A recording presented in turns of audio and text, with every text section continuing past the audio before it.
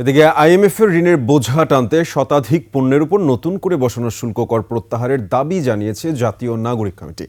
বিপ্লবের ঘোষণাপত্র নিয়ে অন্তর্বর্তী সরকার গড়িমসি করছে বলে অভিযোগ করেন তারা। মানিক শিকদারের রিপোর্ট।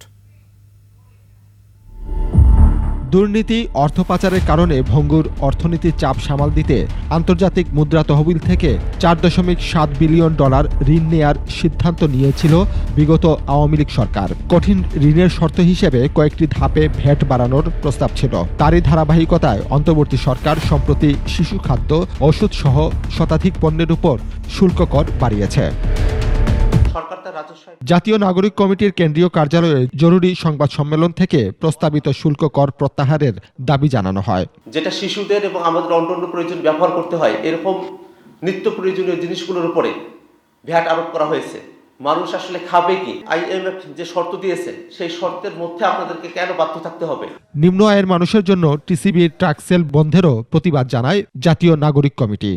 আমরা কল্পনা করতে পারি না জনগণের প্রতি কতটা দায়হীন অনুভব করলে সরকার এমন সিদ্ধান্ত নিতে পারে।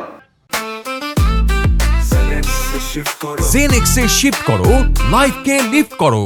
এর আগে সকালে ঢাকা উদ্যানে রিকশা চালকদের মতবিনিময় সভায় নাগরিক কমিটির আহ্বায়ক নাসির উদ্দিন পাটোয়ারি বলেন, কোনো রাজনৈতিক দল ছলচাতুরি করে ক্ষমতায় যাওয়ার চেষ্টা সফল হবে না। বিভিন্ন রাজনৈতিক দলের সাথে অন্দরমহলে যদি আপনাদের উপরে চাপ সৃষ্টি করে, আপনারা আমাদেরকে জানান, আপনারা তাদের চাপের কাছে নতি স্বীকার করবেন না। 15 জানুয়ারির মধ্যে বিপ্লবের ঘোষণাপত্র দাবি করেন তিনি। একটি সুস্পষ্ট ঘোষণাপত্র বাংলাদেশে চাই। মানিক শিকদার, 21 টেলিভিশন, ঢাকা।